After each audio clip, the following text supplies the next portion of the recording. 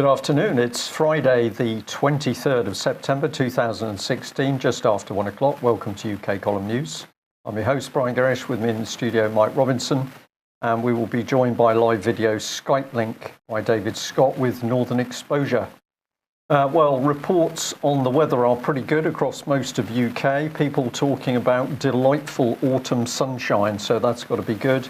And we also understand it's sunny on the German border. Now, we think that's the Dutch-German border, but we're not too sure. But there we are. Good news. Yes. Well, we're going to begin with the Doherty case because joining us is David Scott. David, we're going to start off with a gentleman called Fred McBride. Give us a bit of background about why Fred McBride is important. Fred McBride is the head of T.U.S.L.A. Now, T.U.S.L.A is the Republic of Ireland child protection, child agency that deals with families and children, and allegedly is the state's means of protecting them. Now, the first head of T.U.S.L.A, T.U.S.L.A is a very new organisation. The first head of T.U.S.L.A was, strangely enough, Scottish. His name was Gordon Jays. He came originally from Stirling Council, and oddly enough, he was in fact head of education during the time of the Dunblane massacre. He then went to Cambridgeshire Council and had a very controversial career down there as well, with the numbers of children being taken into care being one of the areas of interest and concern. And he then went across to set up the new T.U.S.L.A organisation. And because it was a new organisation, he coined a term. This is year zero for T.U.S.L.A. Now, this was obviously a term coined by the Khmer Rouge. It seemed an odd choice. But after one term, he resigned and his deputy took over. And his deputy is a man called Fred McBride, who, by another strange coincidence, is also Scottish. And by an even stranger coincidence, came from, of all places, Aberdeen Council. This is Aberdeen City Council, the neighbouring council to the one that has been dealing with the Dohertys. Right, so Theo, just put that back up again a second. This is his LinkedIn page here, and it shows that he clearly hasn't updated it in a while, but it shows that he was Director of Social Care and Wellbeing at Aberdeen City Council. And just to demonstrate that he has now moved to T.U.S.L.A, this is the T.U.S.L.A website. And we can see that Fred McBride is Chief Executive. And we can see the press release from Aberdeen City Council saying that he was going to T.U.S.L.A. So this says Aberdeen City Council's Director for Social Care and Wellbeing, Fred McBride, has taken up a new post in the Republic of Ireland. Mr. McBride is set to become Chief Operations Officer with a new organisation created by the Republic's government, the Children and Family Support Agency. And this is the organisation which became T.U.S.L.A. So his original job with that was Chief Operations Officer. He then became Chief Executive Officer. So he must be doing a good job, David. Well, he's certainly been well rewarded. He has, of course, been of no help at all to the Dohertys. He has refused to answer all questions put to him about the Dohertys, of which there have been many, and we'll have a little more on that in a minute. And his background is actually really, again, very controversial, because before he was head of social services in Aberdeen, he had fulfilled the same job in a different city, that is Dundee, just down the coast. And when he was in Dundee, and in fact immediately before his move to £107,000 a year post in Aberdeen, he was embroiled in a very controversial and very tragic event where a 23-month toddler, little boy called Brandon Muir, was murdered. And there was a lot of controversy at the time about this, because the little boy was murdered by a violent thug who was the mother's boyfriend, and had no direct relationship to the little boy. But the violent individual was known to social services and was in fact banned from seeing his own children without supervision due to his tendency to be violent to them and to his former partner. Despite this, he was allowed full access to this to a new family, and within weeks this ended in death. To make matters worse, the grandmother of the small boy actually spotted the problem, realised this man was violent, tried to raise the alarm, and of course got nowhere. Well, this article, if we just put it back up again, says, this confused me a little bit, because this says, watchdogs yesterday savaged the social work department that failed to save tragic Brandon Muir. But then we also have a Guardian article here, which is saying that the killing of the toddler by his mother's drug-addicted boyfriend could not have been foreseen. An inquiry into Child Protection Services revealed today. So, which is it? Well, this is a question, because the inquiry was set up by Fred McBride just before he left Dundee. He set up an inquiry into his own department, but it was an independent inquiry. You understand, Mike? It was completely independent, and the fact that he wrote the terms of reference wouldn't have affected it in any way. He then went to Aberdeen, and the inquiry reported, and very surprisingly exonerated him, and there we go. But there remains a great deal of concern and criticism from family members and from people who have been directly affected by this, that the social services in Dundee feel quite badly in this case. Can I just add to that, if I may, David? That one of the key things about the power of social services is, even within a particular local authority, social services operates as a walled city. So if you are a democratically elected councillor and you have concerns about what's happening with children, or even what's happening with social services within your own council, you will find it particularly difficult to ask any questions or to get those questions answered. And even councillors who have a specific responsibility for childcare have reported to us that they have been excluded, banned by the council from asking questions of those social services officers, and usually quasi-legal language is used. So data protection is often part of that. Oh, we can't name the child, we can't discuss this because it's part of an ongoing case. So we have the very, very dangerous situation where officers of a council can now act and do entirely as they wish, which is exactly what Mr. Tradewell from Staffordshire from Staffordshire County Council legal team said, that councils have the power to do anything. So this is a key point, that individuals inside the council are not even accountable to their own democratically elected councillors. This has got to be extremely dangerous. There's no democratic control, there's no openness. There is increasingly a change in approach as well, because we're seeing the traditional social work approach was quite modest. It realised the difficulties of going into a family and making the right decision. It only did it very reluctantly. It was only in extreme circumstances, and it had a fairly modest approach about what their wisdom was able to achieve. Now, in contrast, you have the Scottish approach currently, which is every aspect of every family is of interest and would benefit from professional help and guidance. And somehow we are professionalising the entire family structure in the nation. And of course, here there's a much more specific concern, which is the head of T.U.S.L.A came from Aberdeen City Council, which has very close, almost revolving door ties to Aberdeenshire Council. And Aberdeenshire Council and the local health board, NHS Grampian, are involved in the persecution of the Dohertys. So how much did Mr. Fred McBride know? What backdoor links are there back to Scotland through networks, personal networks that he will have created during his professional life in North East Scotland? And in what ways are these hidden backdoor methods of communication being used to adversely affect the Doherty family and, above all else, the well-being of the Doherty children? Okay, well, you have 3 questions for Fred McBride here, and let's just bring up a nice picture of him.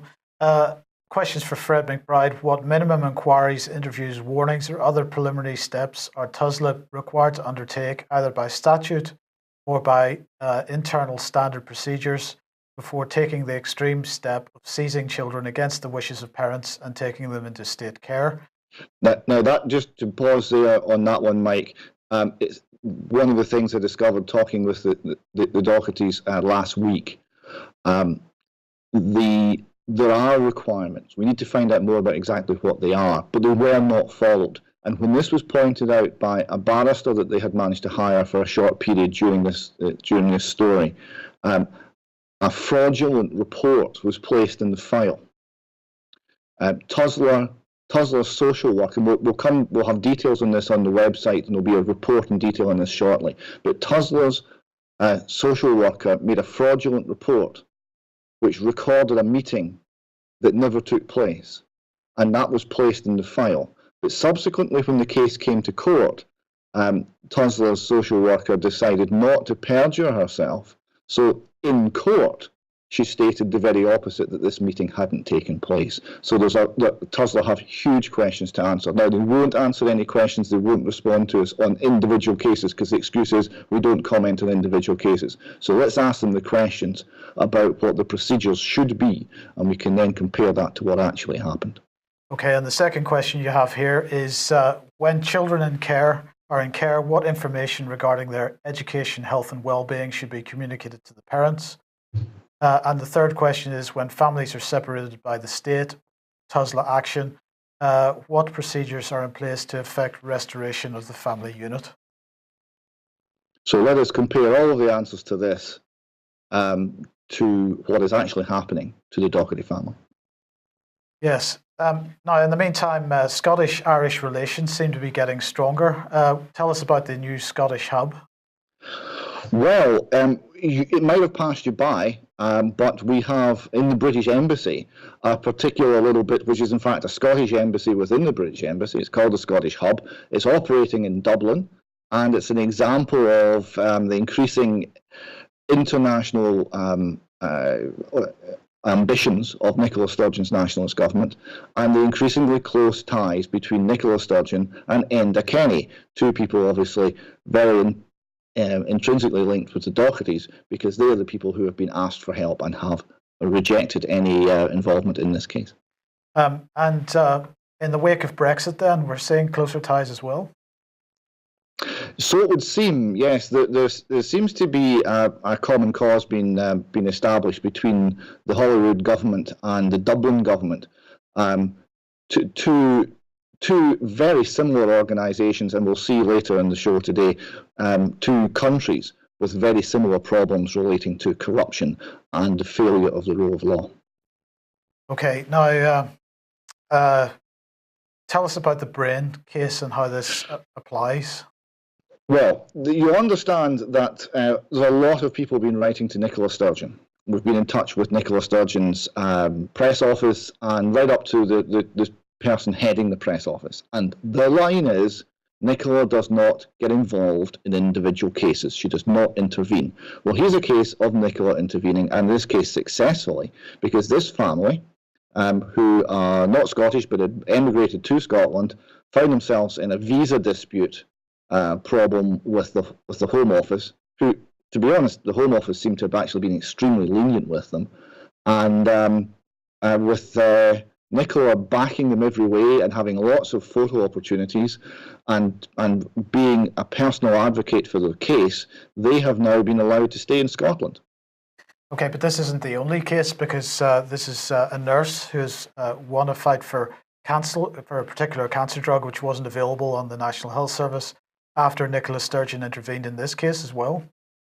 Yes. Now the line here, right? You got to toe the line, Mike. The line here is, although Nicola Sturgeon's office contacted the health board and specifically put the case for this particular person to have this particular drug, which is not on the NHS standard list, that is not intervening in the case. Right. That is simply making sure that the correct procedures are followed. That's not intervening because she doesn't intervene. Do you see the line? But hold on a second. I can't see the line anymore. Yeah, but surely if she was to merely make sure that the correct procedures had been followed in the Doherty case, the Dohertys would be in a lot better situation than they are at the moment. Enormously so. They would have legal aid for a start. If the correct procedures, they would have their children back for a start. If the correct procedures had been followed in the Doherty case, it would transform the Doherty case. In fact, there would be no Doherty case. So Nippy has some questions to answer here because she's clearly willing to intervene in some capacity in other cases, but not this one, it seems. Absolutely. She will intervene when it's politically advantageous for her to do so, and in every other case, the argument is, I don't intervene in individual cases. It is rank hypocrisy, and it is everywhere. Can we just add to that that what we have consistently seen, of course, is that they don't intervene in cases where child abuse is reported or has actually occurred. So whether it's the Home Office, whether it's Theresa May in the Home Office, or now north of the border in Scotland with Nicola Sturgeon, or there in Ireland, we don't want to get near these child cases. And for me, it is now so obvious that the reason they don't want to get near them is, of course, this is the start of the dominoes falling, where we see that the government agencies are covering up abuse. It's becoming very, very easy to see. Exactly so, because all it takes is one case. All it takes is one computer, the right computer, to be seized, and the address book and correspondence from that computer to be properly utilised to further an investigation. And high-level paedophilia in this country would be in serious, serious trouble. Okay, well, we'll move on in a second, but just before we do, I'll mention that if you're not quite familiar with the Doherty case and the background of what we've been discussing, get onto the UK Column website. On the front page at the top right-hand corner, there's a link to the Doherty files section of the website. Now, named person, and I think what we want to discuss here, David, is less about the named person scheme itself and more about the constitutional aspects of this potentially.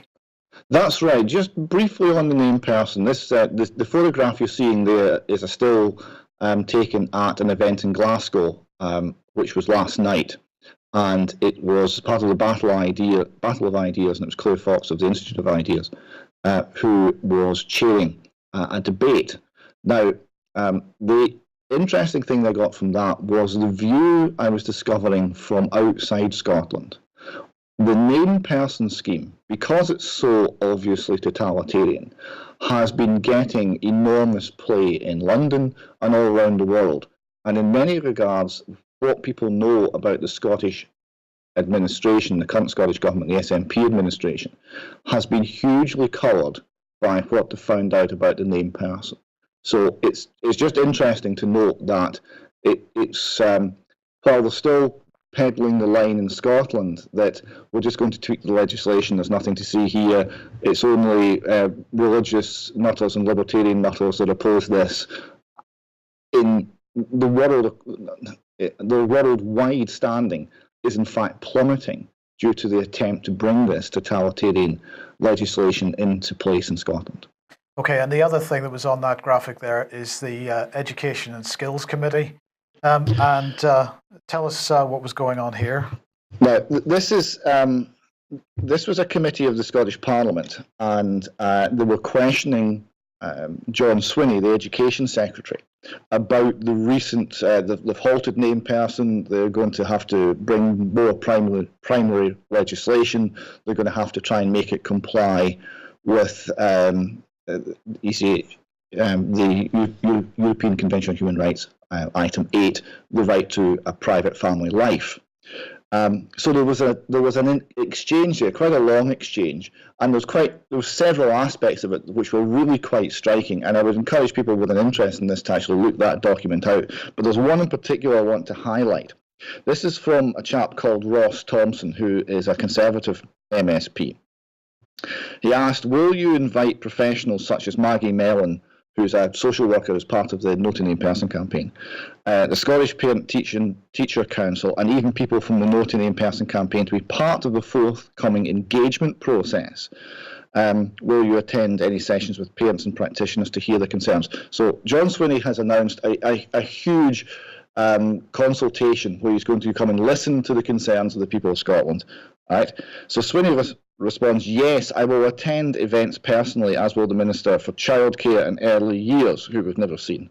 On Saturday, I will meet with the National Parent Forum of Scotland, and on he goes. But he then says, on the point about other organisations, I will engage as widely as I can. I'm not making a disrespectful point here, but the fact is that the No to Name Person campaign does not want to have a name person policy. So there's a bit of a fundamental policy disagreement there.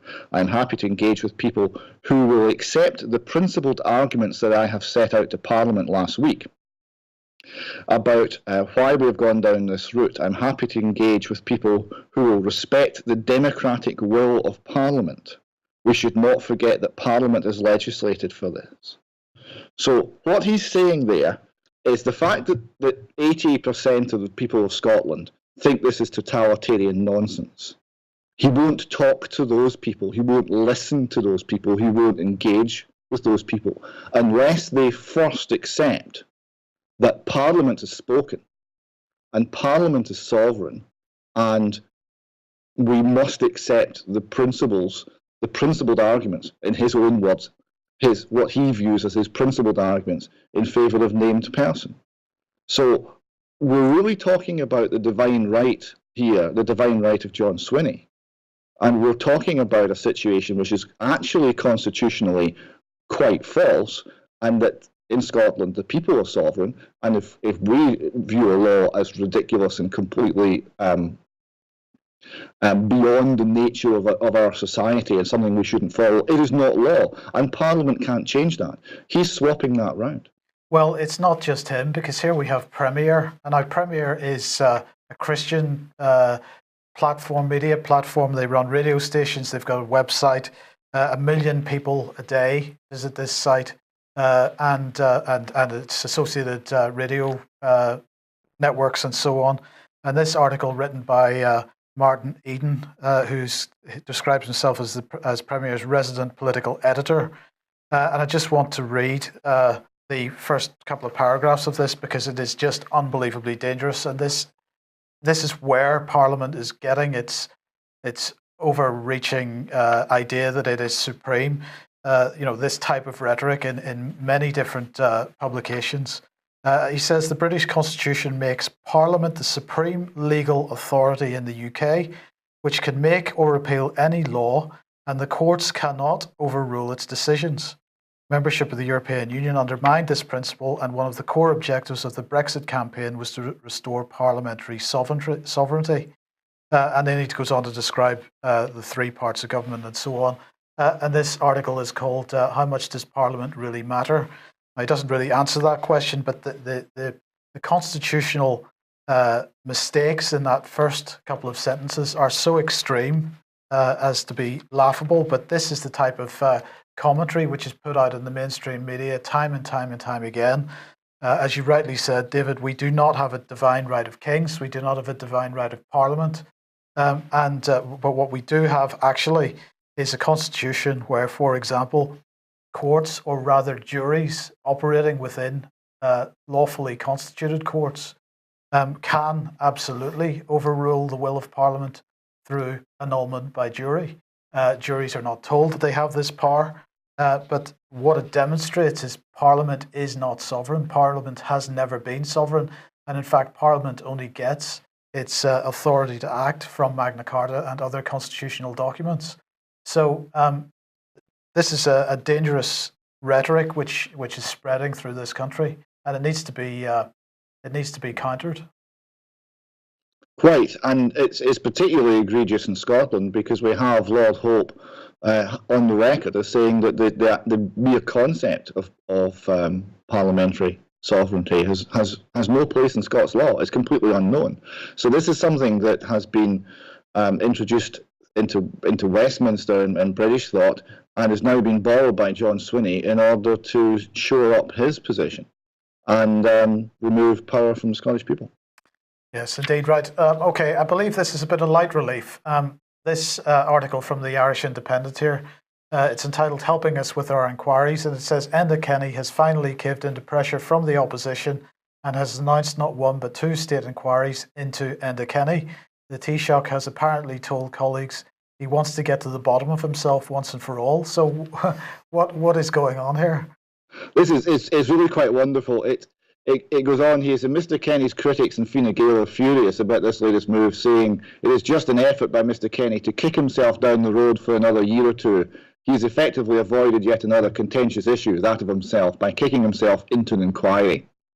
When asked to comment on this, the Taoiseach said that he was unable to talk about himself at the moment because the issue of himself is now the subject of an inquiry and he didn't want to prejudice the findings. It's a wonderful article and it just shows exactly the nature of the inquiry-bound legislature and the fact that we're getting excuses instead of justice from our wise overlords. Yeah, okay, well, staying with Ireland here, the Gardaí who whistleblew, this is from a blog in Ireland. It says Garda who whistleblow on corruption, sexual assaults involving senior Garda and the Justice Department are being intimidated, harassed, bullied, falsely arrested, falsely accused of trumped-up charges by high-ranking officers so as to ruin their reputation and make people believe they're criminals when in fact it's the high-ranking officers that are corrupt. Hundreds of Gardaí are suffering appalling intimidation at the hands of these high-ranking political appointed bullies.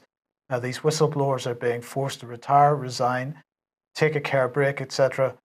Senior Garda get NBCI to investigate and stitch up the members who are whistleblowing so as to drive them over the edge and drop the complaints of corruption. This is becoming an increasingly an issue which is getting increasing coverage through the alternative media. Now, this is an excellent blog, and what it was a summary of cases, and it then followed on with links, and there was pages of them. I haven't been through them all yet, not even close. There was pages upon pages of links to articles detailing how whistleblowing Garda have been attacked in this way by their own organisation, by the state. So we're seeing here the remaining kernel of right thinking and well-doing that remains within for organisations like the Garda, like Police Scotland, is being ruthlessly ground down by the state who just want to cover up wrongdoing. Yes, right. Now you want to launch a new investigation, David. Investigation exposing how the Highland Council really treats Highlanders. And what you're saying is here, the Highland Council has held up as an exemplar of the name person scheme and GERFEC, which is getting it right for every child, that underpins it. Bill Alexander, Director of Care and Learning at the Highland Council, is frequently on the mainstream media boasting of the success of these programmes and the happy outcomes for the children of the region. To all doubters, he proclaims, come to Highland, see how well it works. However, in recent weeks, Highland has come to us. We've been contacted by some of those served by Highland Council. They've told us a very different story. So what kind of stories have you been hearing? Well, it's all sorts, if you can imagine it, they're up to it. We're seeing a tendency for complaints to be viewed as almost like matters of aggression.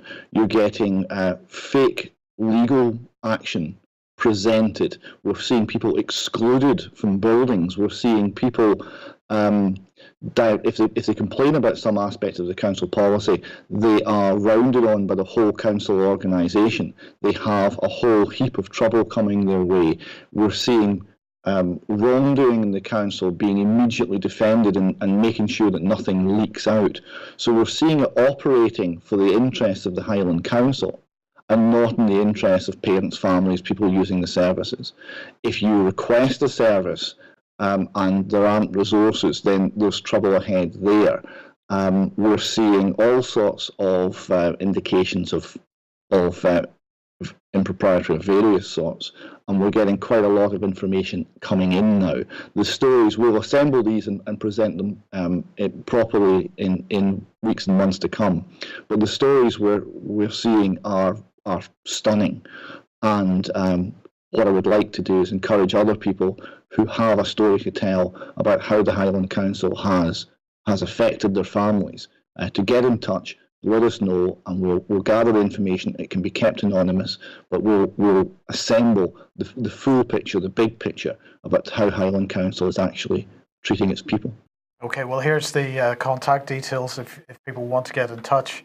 If you're in Highland and you have a story, contact David and the Northern Exposure team at northern_exposure@hushmail.com. That's northern_exposure@hushmail.com. And yes. But just to add a bit, David, of course, what we're talking about is a change in management style and attitude by these local authorities. And what many people are reporting from across the country is that overwhelmingly you get a very aggressive bullying style of management within these local authority units. And a particularly common theme is that council employees will lie. They will lie to defend themselves. They will lie to cover up for colleagues. They will lie to protect the wider agenda that the council is using. So it does appear that something is causing the attitude of people to change in these organisations. The first place you look, of course, is to see who is training them. And we have certainly received some really excellent material from north of the border about the immense power of the political charity Common Purpose, which people speaking to us say from their own research, nothing to do with the UK column or CP Exposed, their own research, they are saying that this charity is now utterly controlling the public sector north of the border. And with it comes this very callous, vicious political ideology whereby the public is really a nuisance for the operation of the council itself. I don't know whether you'd comment on that at all. We're certainly seeing that sort of pattern, and also we're seeing organizational and structural changes that mean that individuals are faced with a range of professionals all taking the council view, and the individuals are isolated and attacked. We had procedures formally in place that either brought in laymen into the process or opened the process up to some form of scrutiny and democratic control. These are being increasingly bypassed so that you're dealing only with the bureaucracy, and the bureaucracy values its own longevity, its resources, its salaries, and it wishes to keep unfortunate news of criminal or other unacceptable events out of the headlines, and therefore the bureaucracy protects itself. It does not protect the individual parent, the individual child, the individual vulnerable adult. Yeah. Okay, well, just before we move on to more global issues, you've organised a meeting next Wednesday. Yes, we're meeting up at the Riverside in Dunblane. So it's 7 till 9, although we'll likely be there a little bit before that. Now the Riverside is a very nice little inn, and it's within it's 50 yards from Dunblane railway station. So anybody coming by train, it's very easy access, and it's also relatively central in Scotland. And hopefully many people will come along and join us there. And I understand, Mike, both you and Brian are going to be there, so thank you very much for that. Okay. It's a pleasure. We look forward to a wee drammy. I think you can be guaranteed a wee drammy. Good. Okay, well, let's talk about Deutsche Bank. This is Bloomberg here reporting that Deutsche Bank woes spark concern among German lawmakers. And of course, the question is it going to be bailed out? This is sort of reinforced by Handelsblatt here. Discussions of Deutsche Bank's shaky capitalization has burst back to life with renewed speculation on whether Chief Executive John Crane will be forced to raise new capital, which is previously ruled out, or make emergency asset sales. Some have even raised the possibility of a government bailout of Germany's largest bank, which would be a defining event and a symbolic blow to the image of Europe's largest economy. It might be more than a symbolic blow to the entire financial system. David, what are your views on whether Deutsche Bank should be bailed out in the event that it gets to the point of collapse? In my opinion, it's well past that point, but to the point where it's recognised as being ready for collapse? Well, my view is that we don't bail out any of these people. Capitalism's about profit and loss, and if you bail out the losers, there is no end to how much it's going to cost the people. And all you do is ensure that there's forever more transfer from the people to the let's term the 1%, but to the people involved in high finance, because they no longer have the risk, they have all the benefits, and the risk's been transferred to the taxpayer. It's ridiculous. Will it be bailed out? Absolutely, because it's going to be another blackmail moment, which is we want 500 million, or pick a number, 500 billion, sorry, a trillion, pick a number, pick a large number of euros now, or we will collapse the world economic system. That will be the threat. That was the threat that was made in America, and they were quite explicit about it. They said, we want, what was the first TARP bailout, $780 billion, or there will be martial law and rioting in the streets in a week. That's what the politicians were told. The politicians buckled. Do you think Merkel's going to do any better? Yeah, but the question is, David, where are they going to get the money for this bailout? That's an excellent question. They're going to keep bailing out. They're going to keep printing money. The money has to be magicked out of thin air, because there's no real money. It's just going to be currency, credit, and that's going to continue until they destroy the currency. Okay, and moving on to a related subject, I suppose, and that is trade. And I was fascinated by this article in the Financial Times. The headline is "Free Trade versus Populism, the Fight for America's Economy." But in fact, they're discussing much broader issues here. They say there is no doubt that globalization is facing its biggest political test in decades. The UK's June vote to leave the EU and this prospect that this year's US presidential contest could see the election of an avowed protectionist have raised fears that the model that has governed the global economy for more than 70 years is unraveling. So too is the growing opposition in the US and Europe to trade deals such as US President Barack Obama's TPP and the EU-US Transatlantic Trade and Investment Partnership. And then it goes on to say, but the globalists, as Mr. Trump dubs them, are fighting back. For all its failings, they argue, globalization has been good for the global economy, lifting 1 billion people out of poverty in the developing world and helping to increase living standards in rich economies. Is that a version of globalization that you recognize? Yes, it's the 19th century version of globalization. Okay, so is it one you recognize from the last 40 or 50 years? Well, it's partly true, because there has been big strides in reducing poverty in the third world. That's correct. And free trade, not that we have free trade, the lie is that we've got free trade. Free trade is the way to do that, because how do you solve poverty in Africa? You don't solve it by handouts. You don't solve it by putting the entire continent on welfare. You solve it by having a situation where Africans can trade with us, they can benefit in many ways, and we can have international division of labour, and we can all benefit from that.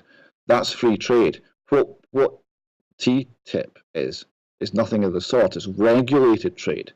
It's trade for the big corporations, by the big corporations, and it's to eliminate any form of opposition, national or otherwise, and it's to eliminate any form of competition to the big corporations.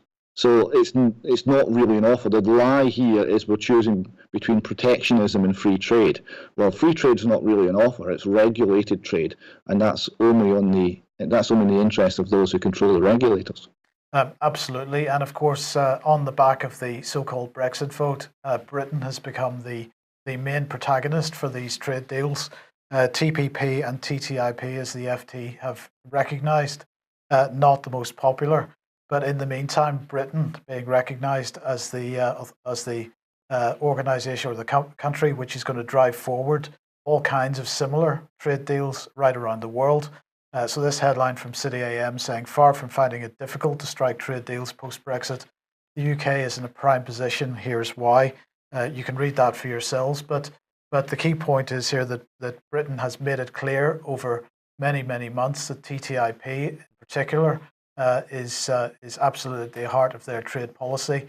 And I have to say that anybody that thinks that the trade deals that are being envisaged by Theresa May at this point in time are structurally any different from TTIP aren't living on the same planet, because this is the policy that they want to roll out.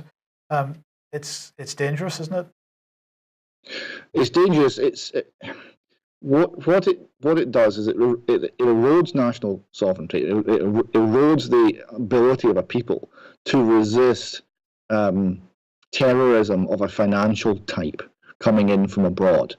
It means that there's going to be a lot of people who will find themselves impoverished and essentially beggars in their own land, and there will be a backlash to that. It is very dangerous. And the option, which is free trade, which is beneficial, which is mutually beneficial, is not being tried because that requires government to get out of the way. Indeed. Okay, well, we'll switch subjects to overseas and come straight in with Syria. We picked up on this Daily Mail article, which we just had to focus on because the extent of the propaganda is just astonishing. So here's the headline: the annihilation of Aleppo. Assad launches fresh offensive and sends warplanes to pound rebel positions, killing 45 as the ceasefire lies in tatters. So the implication is that really the failure of the ceasefire has come from actions by Assad. But actually we were really interested in other language, because here it is, rebel positions. And what we find as we go through this article is that the journalist concerned, who's this gentleman here, Julian Robinson, he only deals in terms of rebels. So there's no nasty terrorists operating in the suburbs of Aleppo or other Syrian cities. All of a sudden, the people fighting Assad are just rebels. They're sort of people who just don't like the government too much. And let's have a look at how it goes. So this was one sentence: resuming aid deliveries to rebel-held areas, starting a new operation against the rebel-held east. After warplanes pounded rebel positions, fighter jets targeted rebel-held areas, capturing the rebel-held half of Syria's largest city. So at a stroke, this gentleman spins away from particularly vicious and cruel terrorists, which committees in Westminster say are partly caused by the work of David Cameron.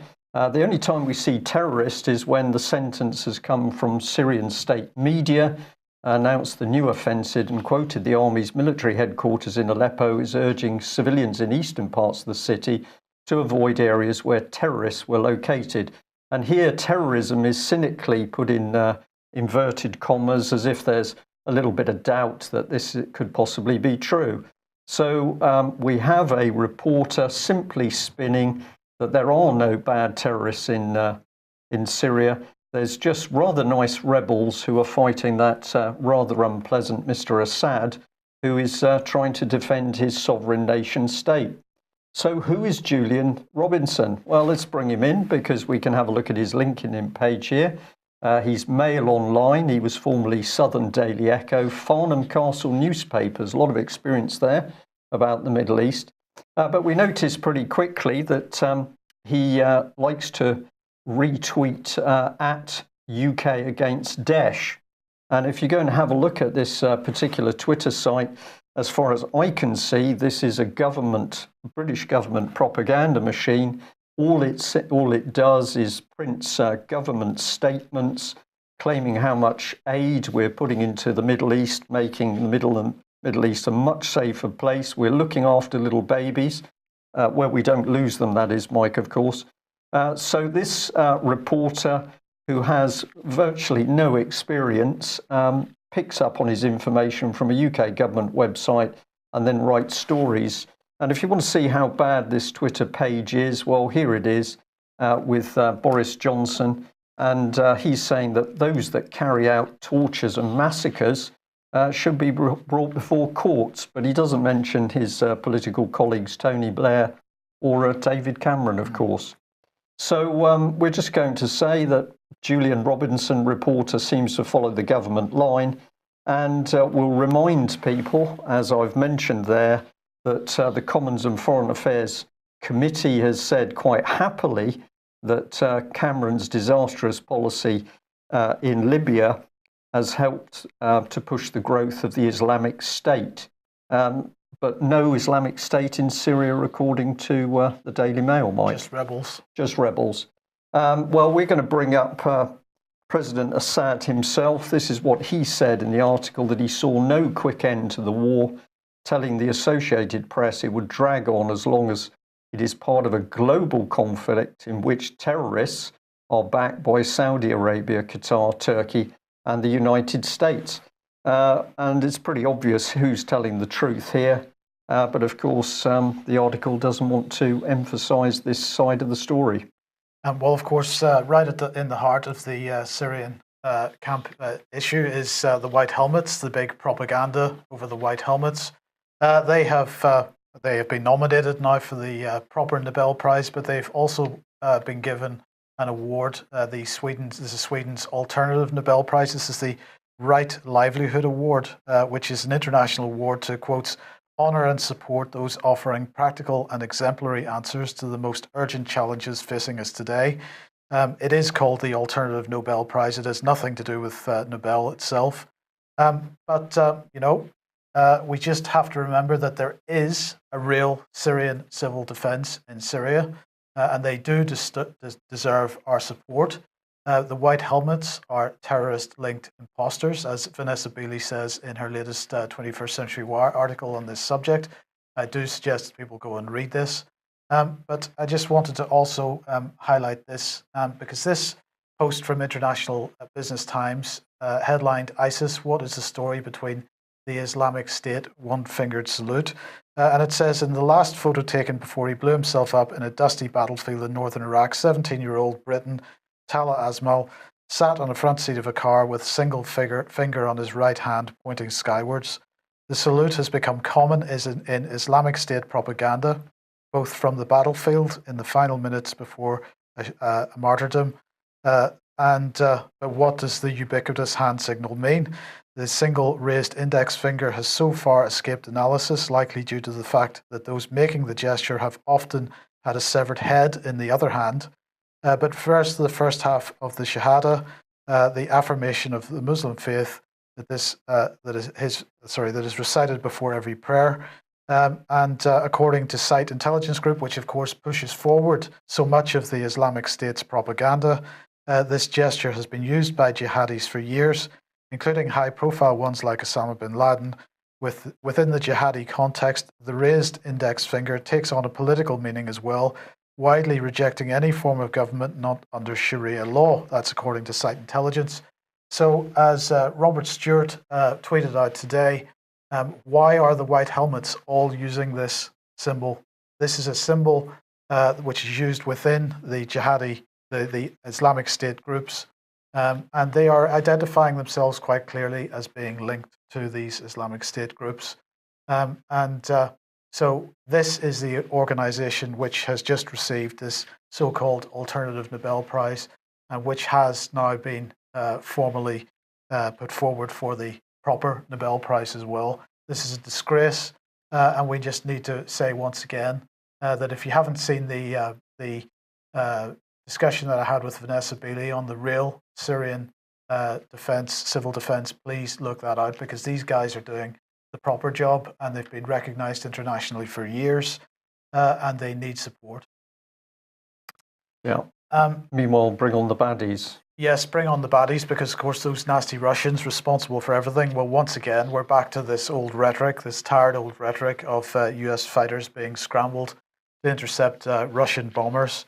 The Russian planes, according to the Ministry of Defence, at no point breached British airspace.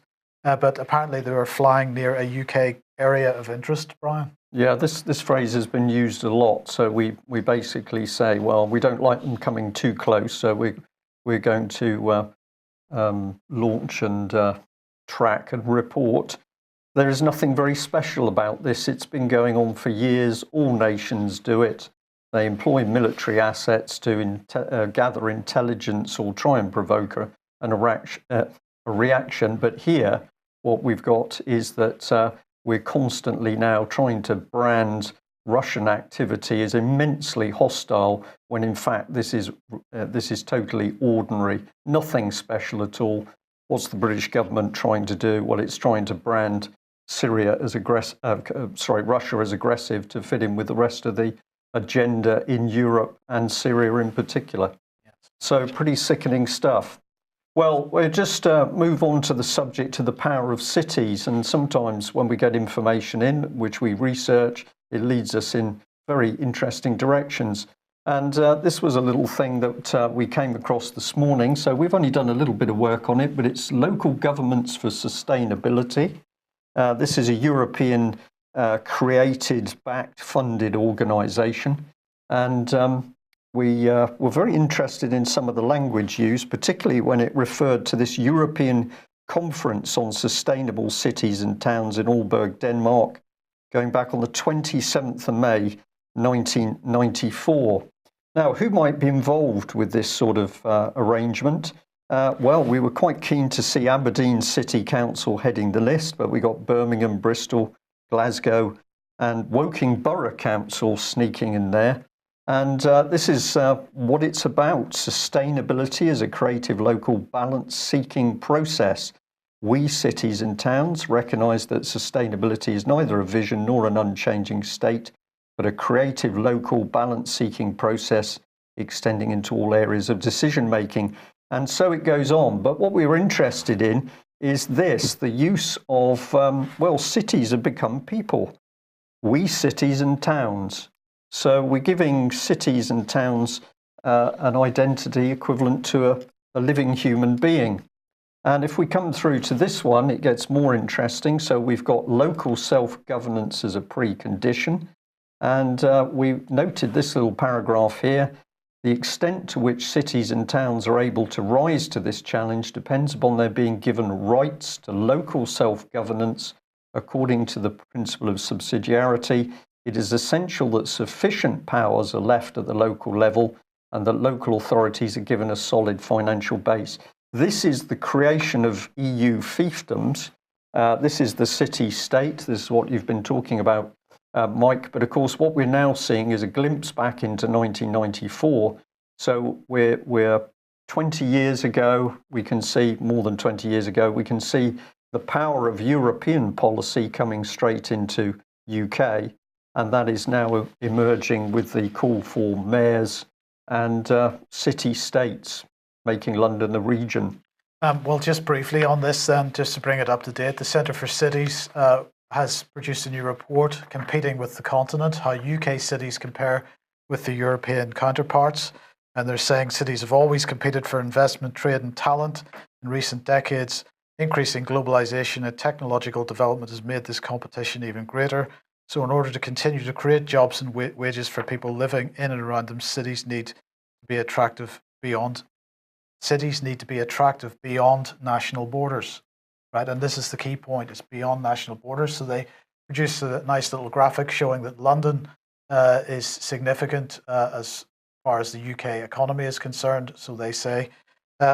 But they go on to say in the report, for the UK, the ability of cities to attract investment will determine the success of national economy as a whole, but little is understood about how UK cities measure up to their continental counterparts.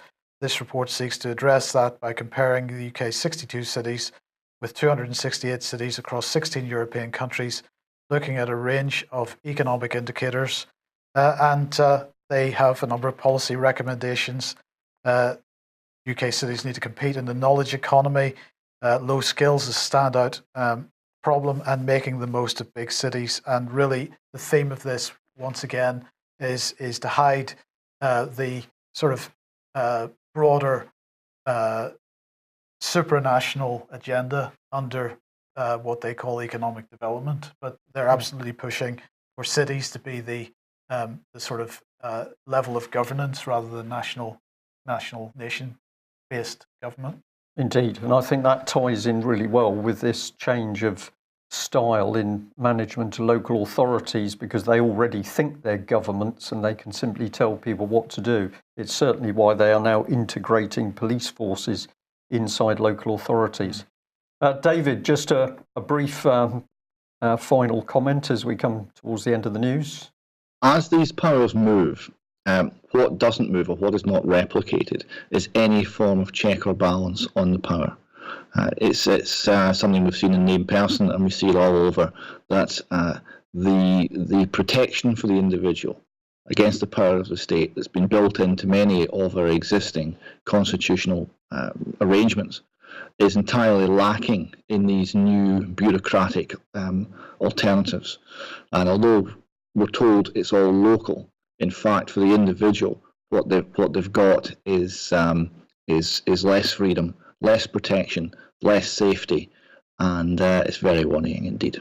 Absolutely. Indeed. Well, that brings us to the end of today's news. We'd like to say if anybody fancies doing any research, we're very interested in an organisation called Acorn, which is based in Bristol. It recently got people to help defend a particular person from being evicted. So they were fighting the bailiffs. But the organisation seems to have a little bit too much of the, what do we call it, the open society look about it. So if anybody fancies having a look, please do. We're interested to know more about these people and whether they're genuinely on side or whether something else is afoot. We'll also say that we understand, and it's good news, that friendly cells are multiplying in Holland. So we take that as very good news. And thank you for telling us that. And we'd also like to give people a reminder that the 19th of November this year in Winchester, the British Constitution Group, reasserting the rule of law. That is going to be an immensely important conference. If you can get there, please do attend. There'll be more details coming out over the next couple of weeks in particular. And if you're not a subscriber to UK Column, we do need your support. We can only do what we do with financial help that comes in from listeners and viewers. So if you haven't got a subscription, please consider taking one out, possibly also making a donation. It's up to you. We can only run with the help of the public and in particular our viewers and listeners. That's it for today. We'll be back at the same time on Monday, and we'll also remind viewers, of course, that Mike and I will be heading north of the border for Wednesday and Thursday. So slightly different content in T.U.S.L.A during those days. Yes. Indeed. Okay, that's it. Bye-bye. Bye-bye.